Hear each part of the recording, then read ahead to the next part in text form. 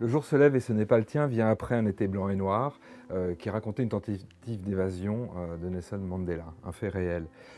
J'aime cette idée de distordre comme ça le réel, de basculer dans le roman et la fiction, mais autour d'un cadre qui a réellement existé. Je suis tombé par hasard sur un personnage formidable qui s'appelle Camillo Cienfuegos. Alors peut-être que ce sont des vieilles lunes, que ça parle peut-être pas à toutes les générations, mais c'est vrai que dans mes livres, dans mes 2 derniers livres, on est face à des jeunes gens, des purs aussi, qui ont envie de changer le monde. Et aujourd'hui, dans une actualité dramatique, ça peut paraître peut-être un peu curieux, mais ces identités heureuses, pour les nommer ainsi, ont accompagné toutes les années 60, 70, et moi avec Camillo, j'y crois encore. Donc c'est une façon aussi de rendre hommage à des gens qui ont voulu changer les choses. J'aimerais que peut-être des adolescents qui vénèrent Che Guevara et qui mettent des posters dans leur chambre les déchirent et les remplacent par ce Camillo. Donc s'il y avait aussi un objet et un but à ce livre, c'est faire découvrir tout simplement ce personnage oublié. Je voyage tout le temps. J'ai une partie de l'année en Afrique du Sud, je connais bien l'Amérique latine et j'ai passé beaucoup de temps à Cuba pour ce livre. Je parle de semaines, hein, je ne parle pas de courts séjours. J'ai besoin de véritablement éprouver mon sujet. Je marche des heures et des heures dans la ville.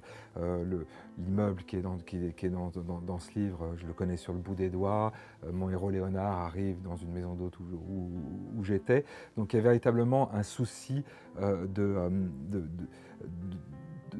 coller à un réel, mais d'y plaquer pour le coup mes personnages de fiction. C'est-à-dire qu'à l'exception de ce Camillo et de Fidel Castro qui fait une apparition et de Raoul, avec lesquels je m'amuse, évidemment tous les autres personnages sont inventés.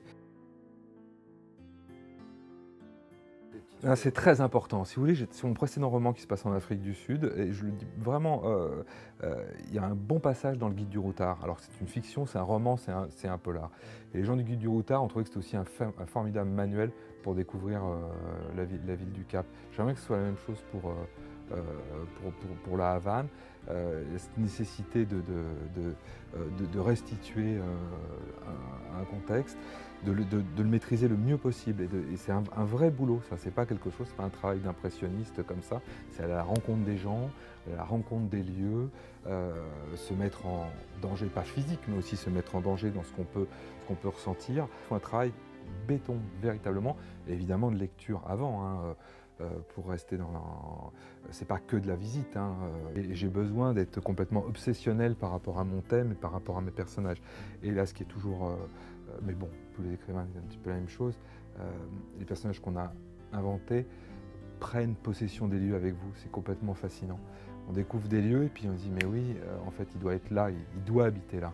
Et quand je suis passé devant cet immeuble, du Vedado à la Havane, je me suis dit, ça, c'est l'immeuble de Leonardo.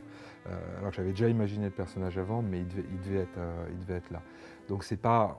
Et ça, c'était une journée de lente découverte, ça s'improvise pas comme ça en un week-end à la Havane.